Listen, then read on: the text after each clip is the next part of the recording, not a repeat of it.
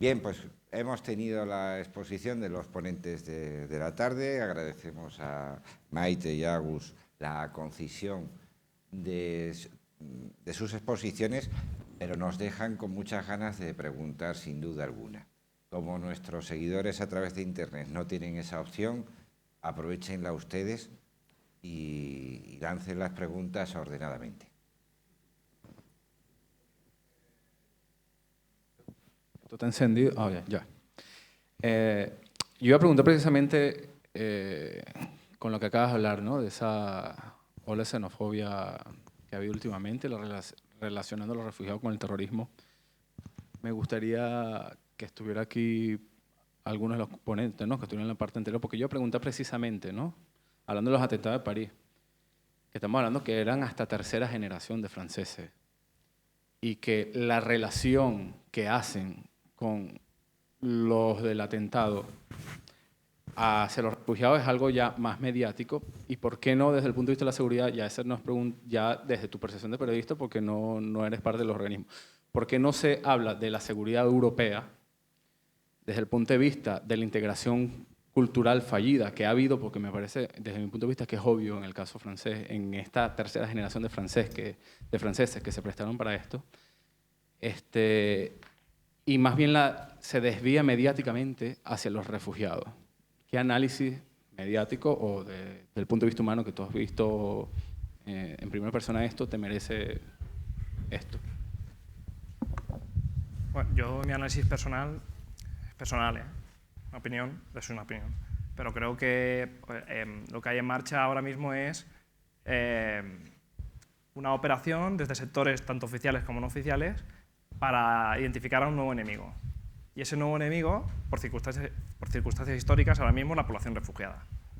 Entonces, todo es parte de ese intento, ¿no? Antes se operaba de inmigrantes, etc. Se va cambiando ese enemigo. Ahora uno de ellos, el nuevo, es la población refugiada. Y se hacen algunos intentos que yo creo que son lamentables, ¿no? En ese sentido. Y luego lo que tú apuntabas, pues claro, es fundamental. Es que ahora lo más seguro, no solo yo he hablado sobre todo de su seguridad, porque es algo de lo cual no se habla demasiado y creo que es fundamental. Pero lo más seguro, tanto para la población refugiada como para las sociedades de acogida, es vías legales y seguras. Es así de sencillo. O sea, un flujo ordenado de personas que venga y que sea, evidentemente, que es un proceso mucho más complejo, ¿no? La acogida, la integración, etcétera, pero evidentemente eso de lo que hablabas es una cosa fundamental. Y al final, en la raíz está la falta de voluntad política, porque los datos lo demuestran. Es que yo no encuentro otro análisis que no sea la falta de voluntad política. Y me parece que ese tipo de cosas que tú comentabas son justo las que tenemos que centrarnos en ellas. Y yo creo que es posible. Tanto las sociedades de acogida como los estados tienen mecanismos para... O sea, con las leyes actuales se puede hacer, pero no hay voluntad política. Esa es mi opinión. Bueno, yo quería aprovechar, ya que has estado hablando que has estado por Pakistán y es una zona que, como has dicho, no se habla absolutamente nada, ¿no? Yo sigo mucho lo que pasa por ahí porque es una zona que me interesa bastante. Y me gustaría también, ya que estamos hablando de terrorismo, de atentados y de cosas así, ¿cómo ves tú ahora mismo cómo está la situación en Cachemira y cómo lleva estando? Pues, La última parte no la he entendido. Cachemira. Cachemira, grandes preguntas tenemos en el público. Sí, perdón, porque me habría gustado hablar más de Afganistán y Pakistán. Porque yo creo que es una zona que has dicho que el Mediterráneo es la zona más, la frontera más conflictiva, ¿no? Que tenemos ahora mismo, pero también entiendo que hay muchísimas más en este mundo, por muy triste que suene. Sí. Y ya aprovechando que tenemos, digamos, la oportunidad de que nos informes un pelín y ya para abrir un poco y no centrarnos en yihadismo. Pues... Lo de frontera más insegura lo decía en el sentido que es la frontera en la cual más gente ha muerto este año, ¿no? Esos son los datos que da la OIM. Pero efectivamente hay fronteras, por ejemplo, muy interesante el caso de Cachemira. Además, que está entre dos potencias nucleares, la India y Pakistán. Y sí que no sabemos absolutamente nada. Realmente la política del Estado... Sabéis que Cachemira está al final más o menos 2/3 en la India, territorio histórico de Cachemira, 2/3 en la India, 1/4 en Pakistán y 1/5, una sexta parte en China, ¿no? Pero sobre todo lo que es la India administrada por la Cachemira administrada por la India, lo que hay ahí es una campaña brutal contra la población. Yo recuerdo cuando fui, una campaña brutal de la cual sabemos muy poco y evidentemente bueno, es el clásico ejemplo de un pueblo aplastado por las circunstancias históricas, como Afganistán también. es un pueblo que pese a la mayoría son musulmanes, pero en la partición muchos de ellos, como también eran laicos, se podían sentir cómodos dentro de lo que era la India. Pero han sido víctimas de estar entre dos potencias que luego fueron nucleares. Y sí que, mira, es uno de los reportajes que a mí me gustaría volver para contarlo. Porque sí que no aparece en los medios de comunicación prácticamente. Es una guerra de baja intensidad. Es otro de los problemas que tenemos para contar las cosas, es que es una guerra de baja intensidad. Hay muertos de vez en cuando, hay una intifada, lo que hay en Cachemira, que sube y baja, pero no acabamos de contarlo.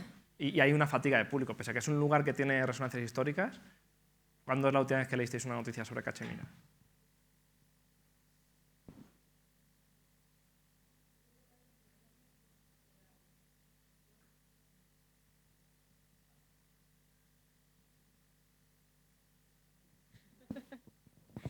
Qué horror está el micro. Que digo que sí que es verdad que hay muy pocas noticias, no puedes fiarte, o sea, lógicamente medios nacionales no vas a encontrar nunca, medios internacionales de vez en cuando, es como todo, ¿no? Alguien me dijo una vez que si mueren 50 en Europa tienen que morir 500 fuera para que nos enteremos. Y me parece algo tristemente demasiado acertado, pero sí que es verdad que cada día más hay más escritores que tratan sobre ello. De hecho, Arundhati Roy, sin ir más lejos, conocerás. Sí. Conocerás. También hay otro conflicto del cual habla Arundhati Roy que a mí me interesa mucho también, que es la guerrilla maoísta en la India, la guerrilla naxalita, tremendo, una de las últimas guerrillas maoístas en activo, de hecho, y que ha conquistado mucho territorio en la India y que ha puesto en jaque el Estado allí. Y ese es otro de los temas de los cuales ella habla, y que también, bueno, ahí hay más contradicciones económicas, ¿no? De lo que es el campo, ¿no? La entrada de empresas allí y cómo hubo un movimiento allí que luego se radicalizó y que realmente también ha matado a muchas personas, otro conflicto que no se cuenta, sí. Bien, segunda pregunta, tercera. Hola, yo tenía una pregunta para cada uno. Para Maite, en tu carrera profesional, ¿cómo disciernes un poco los límites, o sea, la ponderación de la que nos hablaste antes y que ya habló de ella también el Tribunal Supremo, el Tribunal Constitucional, entre este conflicto entre dos derechos fundamentales, que es el derecho a la información, comunicación y a la propia imagen, y si también puedes seguir con el ejemplo del chico que salía en la portada de la revista, de los periódicos, con lo de Atocha, ¿cómo acabó eso? Porque si es algo de relevancia pública por un atentado terrorista, no debería estar la gente, no debería tener derecho a recibir una información veraz y bueno. Y en cuanto a Agus, quería preguntarte si nos puedes hablar un poco sobre Pakistán, que cuando ocurrió el asesinato de Osama Bin Laden, la percepción de la población local acerca de ello, qué pensaban de él, etcétera. O sea, mójate, por favor. Sí. Contesta. Otra cosa no, eso no hay problema. En relación a tu pregunta, con el caso concreto de este chico, finalmente se consiguió que se retiraran las imágenes, pero claro, el problema es que esas imágenes ya se habían difundido y habían estado distribuyéndose en todos los medios de comunicación durante días, con lo cual el daño ya estaba hecho. ¿Cómo se evita eso a futuro? Pues con algo que nunca se va a poder conseguir, que es con tiempo para reflexionar y con una pausa antes de emitir. Pero, lo que os decía yo, cada vez es más difícil por el momento en el que vivimos, que prima más contarlo pronto y rápido antes de contarlo bien. Es decir, yo vuelvo a decir lo de las nuevas tecnologías, soy muy pesada, pero es que las nuevas tecnologías nos aportan mucho, pero nos están quitando mucho también, porque hoy en día cualquiera no es un periodista, aunque esté en el lugar, primero que ya ni está en el lugar de los hechos, porque se cree a veces que con estar conectado puede contar lo mismo. Y Agus sabe perfectamente que la mirada del que está ahí pisándolo, el que está oliéndolo, el que está oyéndolo, no tiene nada que ver con contarlo desde el ordenador.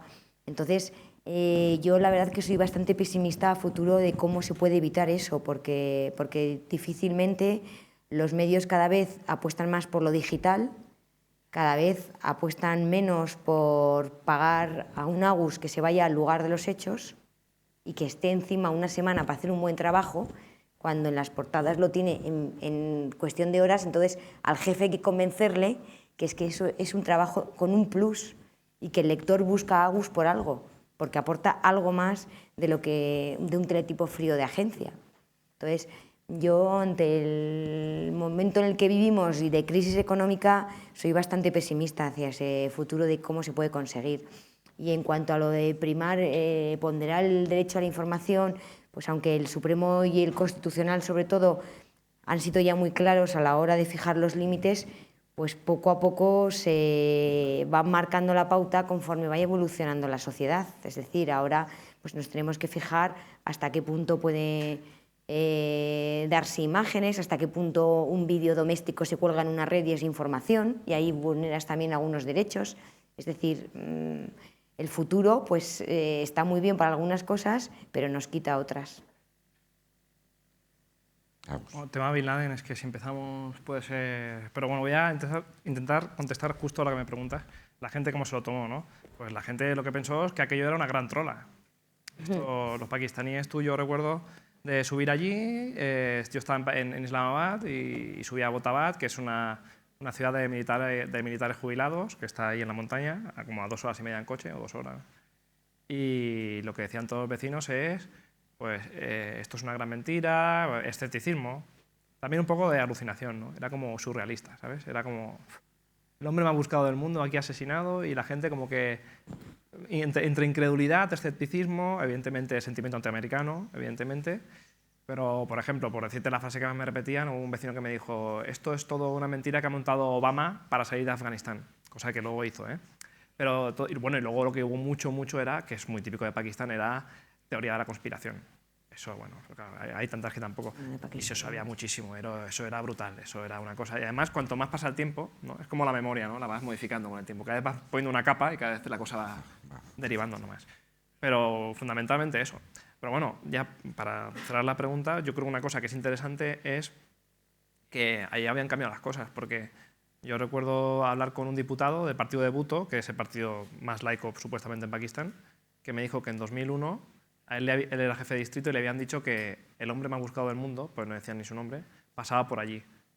Y me decía, dice, yo en aquel momento, al final no pasó, dice, pero yo le habría abierto las puertas de mi casa en el 2001, justo después del 11S, ¿no? Con la invasión de Estados Unidos. Eso es algo que en el Pakistán de 2011 yo creo que no había ese clima que sí que había antes, pero sí que evidentemente hay muchos sectores que están radicalizados, sobre todo los grupos armados, pero ya era una cosa como que ya la gente ya estaba pasando página, ¿no? Estaba un poco fatigada de ese capítulo de la historia, que de hecho la muerte de Bin Laden, simbólicamente, y es un gran relato que ha construido Washington y que ha funcionado para todos, tiene un gran poder para hacer eso, cierra una etapa histórica, ¿no? Además son las primaveras árabes, justo ese año, 2011, y ya como esa etapa, ¿no? De post-11S, etcétera, se cierra ahí y se abre una nueva, en la cual ahora uno de los actores principales, por cierto, es Estado Islámico. Ya Al-Qaeda parece que no exista. Es que si empezamos a... Bueno, está abriendo nuevas puertas al debate. Siguiente pregunta, por favor. A Maite, como compañero de profesión, me gustaría conocer cómo se articula el día a día, ¿no? de gestionar el tema de peticiones de prensa y sobre todo ese protocolo de comunicación, ¿no? Sobre todo teniendo en cuenta esa tendencia a la espectacularización de la información de tribunales, ¿no? Que se da hoy en día, ¿no? En la que muchos magistrados o exmagistrados hablan sobre cuestiones judiciales, no tanto de terrorismo, pero quizás sí de corrupción. Entonces, ¿cómo se combina esa, digamos, como tú hablabas, ¿no? Una justicia con leyes del siglo XIX con un periodismo muy cercano, ¿no? Muy participativo, ¿no? ¿Cómo se puede conjugar eso? Y luego para Agus también tenía algo que quería comentar un poco, compartir una reflexión, ¿no? Que es, que ya la apuntaba también, te crea la idea de la falta de periodistas que vayan a cubrir lo que está ocurriendo en estos escenarios y cómo poner en valor, ¿no? Muchos compañeros y compañeras freelance que se juegan la vida y que marchan allí en busca de una información que los medios convencionales no se atreven o no quieren, ¿no? Enviar a nadie allí y sobre todo también la figura del fotoperiodista, ¿no? Que gracias a ellos y a ellas pues, podemos tener testimonios gráficos de lo que está ocurriendo, por ejemplo, en Siria, ¿no? Y sobre todo también incidir en la idea de qué medios, en tu opinión, ¿no? Pues ofrecen una información más alejada de intereses económicos, ¿no? y mediáticos sobre lo que está ocurriendo en estos escenarios, ¿no? En Siria, en Irak. qué medios alternativos a los cuales podemos ir para conocer esa realidad. Y nada más. Gracias. Pues en relación con el día a día de la Audiencia Nacional, me imagino que podéis intuir por lo que veis en la tele que es bastante intenso y que no nos aburrimos.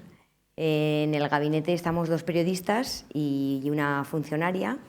Entonces, ese protocolo de comunicación nos ha ayudado mucho tanto a jueces como al gabinete, porque antes de existir el gabinete existía la misma presión mediática, el mismo interés, pero no estaba canalizado, con lo cual los jueces a diario llegaban y tenían periodistas en la puerta que preguntaban sobre asuntos determinados. Entonces eso, un juez, por muy correcto que sea y por mucho que entienda el trabajo del periodista, un juez no está preparado ni en su día a día tiene por qué estar respondiendo a cada uno de los medios. Entonces, desde ese punto de vista, el gabinete, creo yo, me está mal que lo diga yo que soy el gabinete, pero creo que ha establecido un poco un puente, un canal de comunicación entre unos y otros. Hay días que sale todo bien y que todos nos vamos contentos a casa y hay días que terminamos todos frustrados, los jueces enfadados, los periodistas enfadados.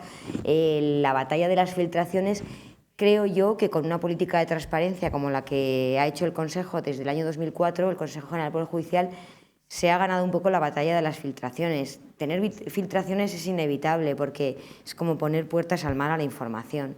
Pero si se da una información oficial en el momento procesal oportuno, que es decir, cuando ya está notificado a las partes, eso evita las filtraciones, porque si es algo de interés, al final va a salir, pues mejor que salga por el conducto oficial que por otro conducto que sea pues una parte personada que siempre tiene un interés determinado en enfocarlo de una manera determinada. Entonces, yo creo que los jueces lo han entendido, ¿no? Que eso les quita presión, que nosotros tenemos la mirada del periodista, pero trabajamos para la Administración de Justicia, pero pensamos como periodistas.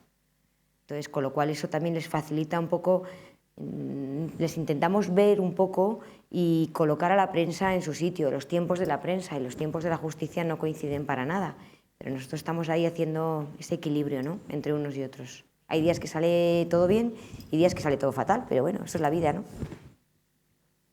Vamos. Mira, yo hay una anécdota que siempre me la cuento a mí mismo para autoengañarme, ¿sabes? Y la mantengo, aunque sea... Sé que me estoy engañando, pero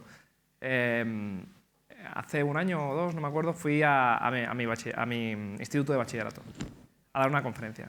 Y dije, vamos a hablar de Sudán del Sur. Y demás cosas, pero sobre todo hablé de Sudán del Sur. A ver qué pasa. Y he dado muchas otras. Bueno, he ido a hablar a sitios sobre Sudán del Sur en muchos lugares, no tenemos ningún tipo de referencia cultural o de ningún tipo.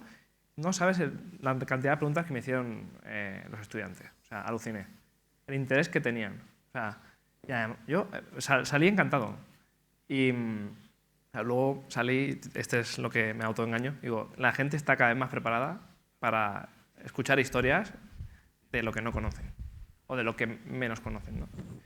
Y sí que lo pienso, o quiero creerlo, que eso es así. Y lo digo porque, por tu pregunta, ¿no? Ya no solo conflictos olvidados, o ¿no?, que hablabas también de guerras, etcétera, sino lo que yo os decía al principio, ¿no?, que yo creo que echo mucho de menos también, pues eso, hablar de literatura india, leer cosas sobre qué pasa con los servicios sociales en la República Democrática del Congo, no sé. Creo que es un tipo de periodismo que, aunque no vaya a ser de masas, porque no tiene que ser su objetivo, sí que puede tener un público y que, bueno, somos corresponsables, el público, de pedir eso, de exigir eso, de consumir eso, que ahora vamos al tema, y los periodistas de producirlo, ¿no?, de intentarlo, ¿no? El primer día, ¿qué te piensas? ¿Que vas a tener un éxito, ¿no?, tremendo? No, pues hay que insistir en esa línea, yo creo.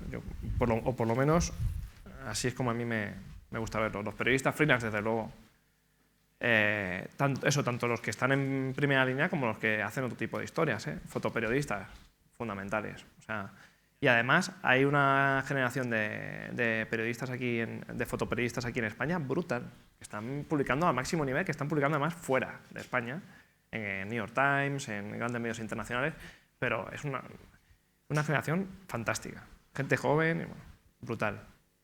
Y luego, en cuanto a medios, bueno, a mí me gusta, por un lado, me gustan mucho los medios locales. O sea, tengo mi semanario indio de referencia, porque, no sé, hay muy buenos periodistas y medios locales, ¿no? Entonces te diría uno de cada de cada sitio, ¿no? Pero bueno, en cuanto a proyectos que, por no irme a los típicos de siempre, que evidentemente que a mí me gusta, no sé, pues que sigo más también a periodistas que a medios, pues yo qué sé, Declan Walsh de New York Times, ya los tengo, cada uno lo tengo identificado. Pero para no irme a los grandes, mira, por ejemplo, hay una revista norteamericana que se llama Makeshift, que de hecho ha cerrado hace poco, creo. Pero, bueno, pero es que hay que probarlo. Sí. Hay que hacerlo. Y hay que caer. Hay que luchar. Pero si lo quieren buscar ahora no lo van a encontrar, ¿no? No, pero se puede, tiene un montón de números. Ya. De hecho, esto es como Kafka, murió, pero se puede comprar. Dejó su obra. Y luego nada, yo sí que evidentemente en esa línea es en lo que intentamos hacer revista 5W. Ese es el espíritu. Y además, en ese sentido sí que no hay ningún gran grupo económico detrás, ni interés político, porque somos los fundadores los que somos y punto. O sea que no... Y además tampoco tenemos grandes anunciantes, sí que algo de publicidad tenemos, pero al final los que sostienen el proyecto es la sociedad ante lo de público, es la gente que paga por eso. ¿Te puedo preguntar yo? Sí, por supuesto. Cuando has sido corresponsal para una agencia nacional, ¿has tenido la sensación de que lo que te pedían no te interesaba de acuerdo a lo que tú estabas viendo allí y lo que, al revés, lo que tú ofrecías no interesaba aquí? Sí, claro. Siempre, ¿no? Sí. A ver, yo pienso, digo también para no hacer el discurso, yo creo que en los medios convencionales se hace gran periodismo a veces, muchas veces, y hay grandes profesionales, de hecho, o por ejemplo en la revista, todos los que estamos, o sea, todos los que somos fundadores, o estamos o hemos estado en grandes medios, y sí, hacen grandes reportajes, pero evidentemente que en el día a día, pues lo que contaba antes, que yo me encontraba con que pues quería ir más allá y que al final esta rutina de producción yo creo que perderá todo el sentido, porque si hay 80.000 medios y feeds de Twitter que te hablan de cuántos muertos hay en este atentado, bueno, ya lo he visto, ¿no? O sea, habrá que diversificarse, ¿no? Y yo pienso que, bueno, es una dinámica seto que irá cambiando, pero bueno, esa contradicción es una de las contradicciones fundamentales de mi carrera profesional, al principio sobre todo. Sí. Hola. Bueno, yo quería hacer una pregunta. Estamos escuchando mucho aquí, no solo aquí, sino por redes sociales y por todo tipo de situaciones, que el tema de los refugiados, que en realidad Europa no está haciendo nada, que no se están haciendo políticas buenas con respecto a ellos, no se está acogiendo cuando sí que hay medios para ello, tú mismo lo has dicho. Y a mí me surge la pregunta de, por ejemplo, aquí en España se están haciendo muchísimos movimientos sociales, tanto como ONG como que se dedican a ello, se están haciendo un montón de movimientos para acoger, como yo acojo, yo refugio, tanto por redes sociales como manifestaciones, como cosas así. Y yo eso en realidad tampoco lo veo en los medios. O sea, sí que se está luchando socialmente para que esos refugiados puedan llegar aquí. O sea, hay facilitaciones por parte de nosotros. Y yo tampoco lo veo en los medios, me gustaría saber por qué. O sea, no lo llego a comprender. Es que yo creo que hay un problema, que es que si tú preguntas a la población, yo creo, mi sensación, igual estoy en una burbuja que seguramente, pero que puede haber una mayoría o una parte muy importante de la población que esté a favor de la acogida de refugiados. Yo creo que eso puede existir, pero la diferencia es la intensidad. Es decir, para casi nadie de ellos será un asunto de máxima prioridad. Los asuntos de máxima prioridad para los españoles ya los conocemos, ¿no? Y de lo que se habla en campaña y todo esto, sí lo sabemos. En campaña no se ha hablado de refugiados. Quizás es utópico, pero bueno, eso explica también, en parte, ¿no? Que sí que yo creo que hay medios que sí que han hecho un esfuerzo por explicar un poco más esto, pero en general eso explica el escaso interés también de la escasa cobertura también. Pero bueno, sí que creo que es una parte, sí que estoy de acuerdo, que se debería contar más y que es muy interesante porque bueno, hay una parte de la sociedad civil que está preparada para la acogida, ¿no? ¿Y qué están haciendo? Porque están haciendo cosas. Hay lugares de toda la geografía española que están preparados para acoger a refugiados. De todas maneras, lo que al final sí que es importante de eso es que quien tiene... digo porque también muchas veces se tiende a decir que todo es culpa de la Unión Europea. Bueno, pero es que los Estados miembros tienen un papel fundamental en esto. Son sobre todo los Estados. O sea, de ellos depende la política de asilo, sobre todo. Entonces, en el caso de España, lo que tenemos que tener claro es que la responsabilidad fundamental de esto es del gobierno. Y a quien hay que apretar, sobre todo, es al gobierno. Si es que en esa... Pero evidentemente sí que es interesante...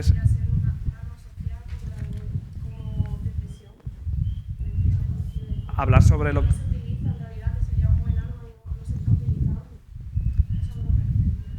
A nivel de... No entiendo esa pregunta. ¿Pero que está callando? Claro. Que hay, por ejemplo, campañas de Amnistía Internacional que están siendo muy sonadas en toda España. Sí. Hace 2 semanas, estuvieron siendo toda la semana en Twitter, han estado también, lo que he dicho, haciendo manifestaciones por toda la geografía española, y yo eso no lo he visto en ningún medio, y yo eso lo podría llegar a considerar como un tipo de arma social de presión para el gobierno, porque como tú bien has dicho, si no se acoge es también falta de política, porque eso todo es política, pero también sería un buen arma. Y veo que no se utiliza. Es que bueno, lo primero que sí que un medio, yo creo que lo que tiene que hacer es informar o explicar algo interesante, ¿no? No lo hace con una intención política, ¿no? Quiero decir, como punto de partida. Pero las campañas de amnistía son muy interesantes, Sí, mediáticamente. pero claro, eso es fundamental para... Sí, sí. No, estoy de acuerdo. Sí, sí.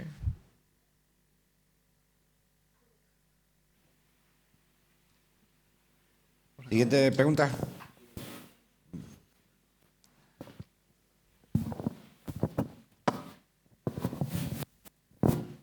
Hola, bueno, yo me llamo Luis y quería felicitar a Agus por el trabajo que haces, porque bueno, yo te sigo y la verdad es que nos acercas a un público minoritario pero muy interesado, porque la verdad es que los que estudiamos relaciones internacionales y de este tipo de carreras y la gente que está aquí, pues conocemos realidades que nos interesan, gracias a gente como tú que se juega la vida.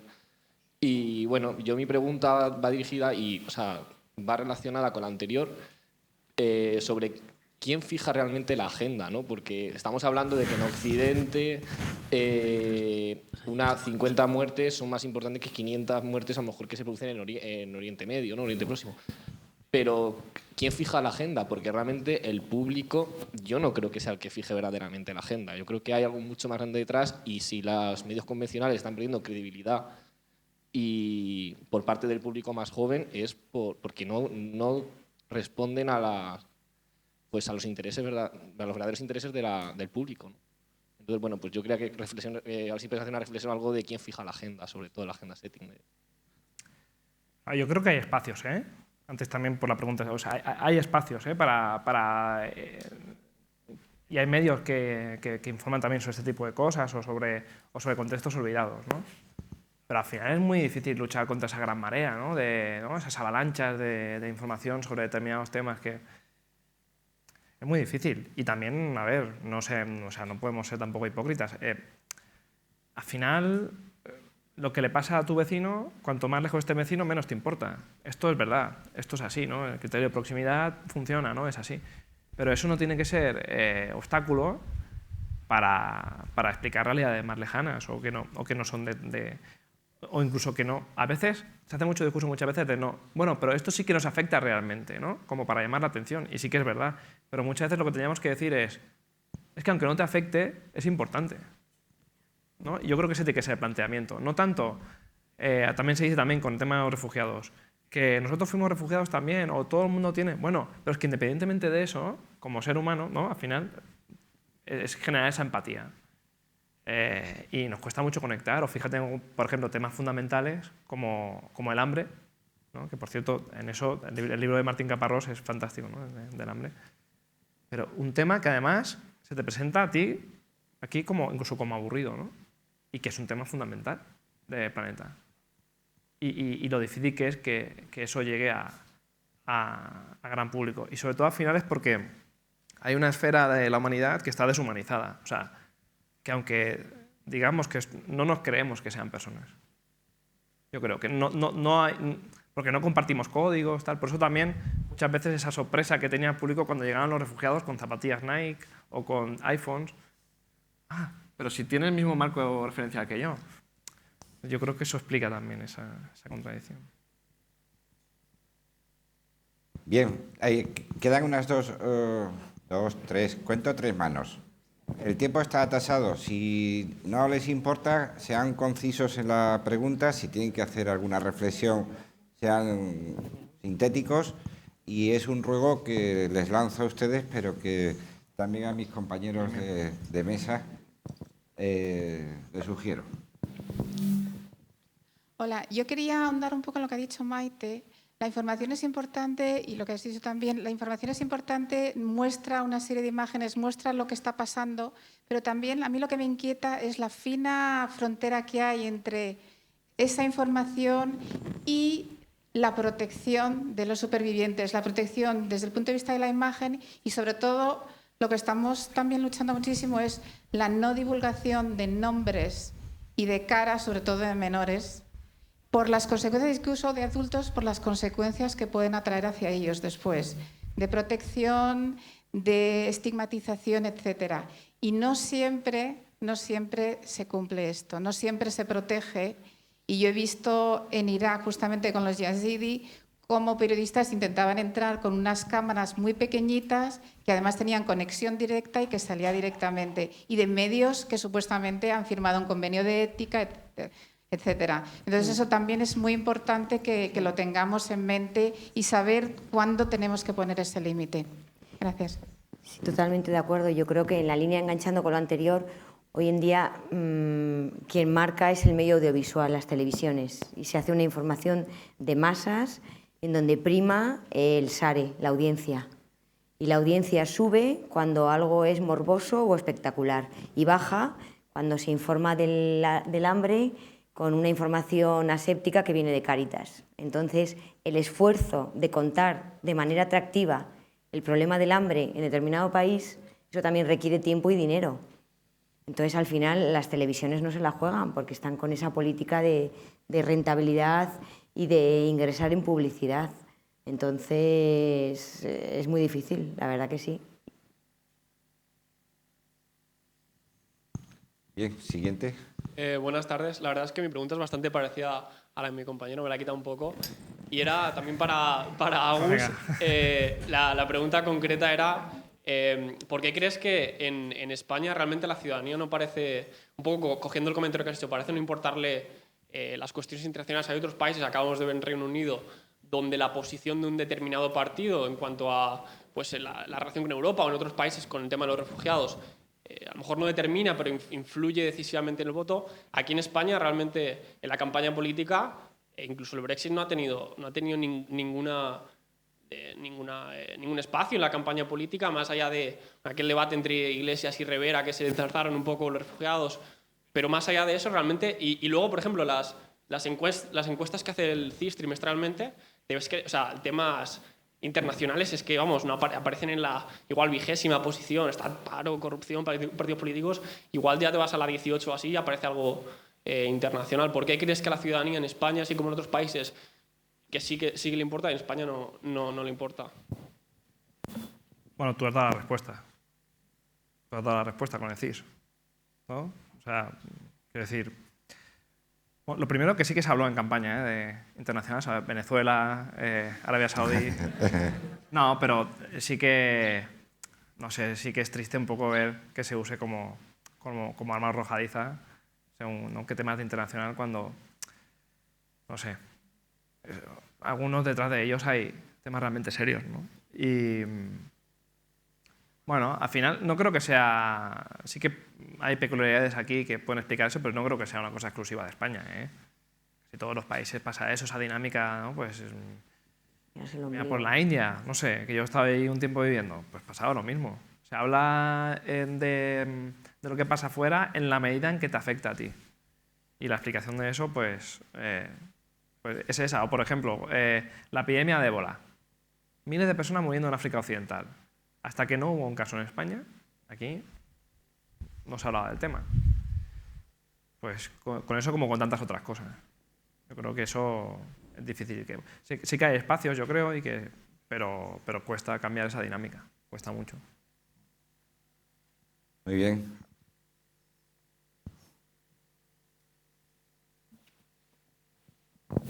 Buenas.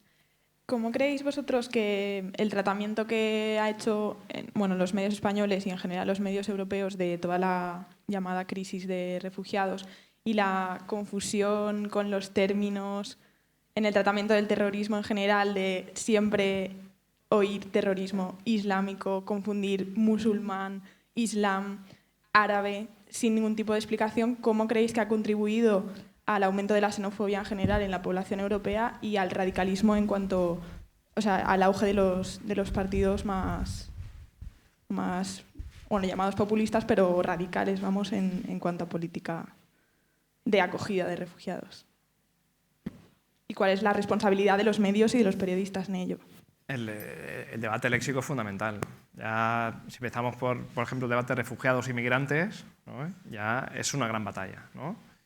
Y después yo creo, sobre todo, lo que contaba antes, que para mí lo más duro en este sentido es que, digo porque se han hecho muchas veces, tanto aquí como en Europa, muchos discursos sobre el terrorismo, ¿no? Que, bueno, evidentemente que es una amenaza, etcétera, ¿no? O sea, evidentemente que se ha usado, esto no es ninguna sorpresa para nadie, se ha usado como arma política, vamos, Estados Unidos, evidentemente, eso creo que es indudable.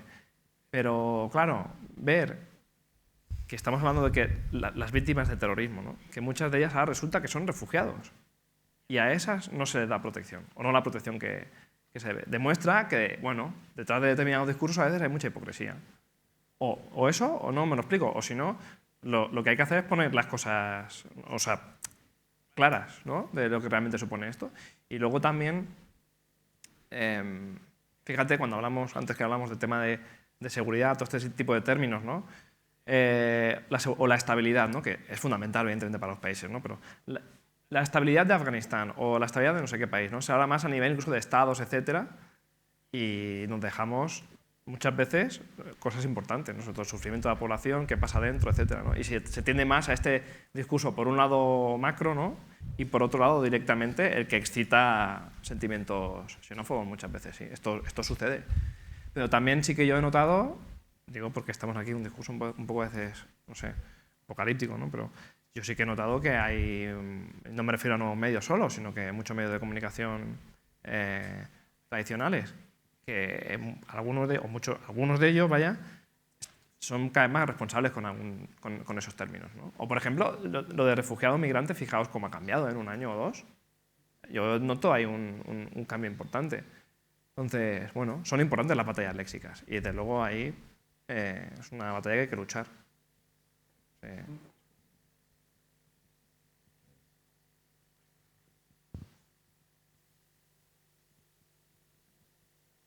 Buenas tardes. Me gustaría preguntar tanto a Maite como a Gus la misma pregunta, porque quiero tener tanto una visión más institucional como otra de pie de calle. Y es que, bueno, casi desde que empecé a estudiar periodismo me surgió una reflexión que a veces no me dejaba dormir por las noches, y estaba en relación con el terrorismo y el derecho a la información. Es evidente que el derecho a la información debe respetarse y protegerse, pero cuando se trata de terrorismo, entendiendo desde la perspectiva más internacional, como el uso sistemático de la fuerza para atemorizar a una sociedad, a veces el periodista se convierte en el cómplice de ese terrorista, en la mejor vía para hacer publicidad y para cumplir con esa finalidad del terrorismo de imbuir ese miedo en la sociedad. Sí, pues a veces tienes razón, la verdad. Pero, hombre, hay que esperar que se informe desde el rigor y desde la seriedad. Pero sí que es cierto que en momentos puntuales, pues determinadas informaciones, lejos de proteger o de dar seguridad a la sociedad, que es lo que en principio se pretende, pues siembra más riesgo y más miedo, ¿no? Es decir, me refiero a operaciones policiales que a veces se venden y se cuentan con una serie de detalles y con una alarma social que luego igual no se ha correspondido con el devenir de la investigación, ¿no? Entonces, desde ese punto de vista, está bien informar, está bien contar, pero si se corresponde y se ajusta a los hechos, porque si al final esas personas detenidas quedan en libertad, esas personas detenidas no se les incauta armas, no tienen absolutamente nada, y a las 48 horas quedan en libertad, pues esos comunicados oficiales que se cuentan de que iban a poner ya un atentado inminente en Ceuta y al final no, pues yo hay veces que me he preguntado qué se perseguía con eso, porque en principio es buscar una sociedad más segura y más tranquila, y con determinadas informaciones puntuales que han surgido en momentos y que incluso a veces se han filtrado, adelantándose incluso a las operaciones, pues con eso no estás consiguiendo tranquilizar a la sociedad, sino todo lo contrario. Bueno, siempre hay alguien interesado en que algo se publique, siempre, no solo en el ámbito de terrorismo, en todos los ámbitos. Es un debate que siempre tienes en todas las esferas y es bueno que no te deje dormir, es bueno, porque es así. El terrorismo al final lo que hace es enviar, a través de la violencia, enviar un mensaje político a alguien. Que a veces, de hecho, y esto enlaza un poco con la pregunta de antes, como tienen tanta carga léxica, ¿no? Esta palabra parece que sea lo peor, ¿no?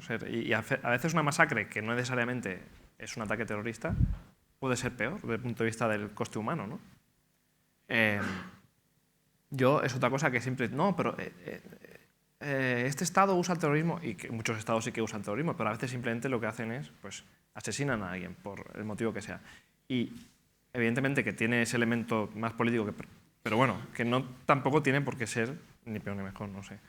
Pero los medios de comunicación, claro que son fundamentales en un atentado, ¿no? Ahora, por ejemplo, hay una cosa que... No sé si os acordáis, por ejemplo, los atentados de Bombay estuvieron 3 días con una crisis de rehenes y fue como un atentado retransmitido en directo durante 3 días. Claro, eso fue una gran victoria para ellos. 3 días en vilo, la India. Bueno, y fijaos, pasó un atentado en la India, la repercusión que tuvo. Bueno, también pues, estaba ahí Esperanza Aguirre y todo esto, pero bueno. Sí, salió ahí, ¿no? ¿Os acordáis? Sí. Ahora que fue casual que... Sí, estaba allí en el Taj Mahal. No busco el sitio. Pero, y ahora lo que está pasando muchas veces es que también se recurre a ese método, el de toma de rehenes, y las fuerzas de seguridad están entrando inmediatamente, no dejan que esa... Lo cual también es un cálculo que tienen que hacer para ver qué es lo que... Pero se está haciendo eso ahora. Precisamente uno de los motivos para eso, para que no haya esa...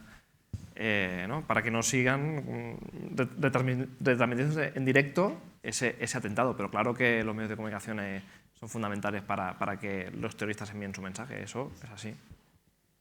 Con el terrorismo doméstico que hemos tenido de ETA, ese debate se ha suscitado en muchas ocasiones, hasta qué punto los medios hacían de altavoz de las actuaciones de ETA y nunca se ha conseguido que todos los medios consensúen en momentos puntuales omitir y apartar el fenómeno del terrorismo. O sea que es un debate que yo creo que tiene una respuesta difícil también, ¿no?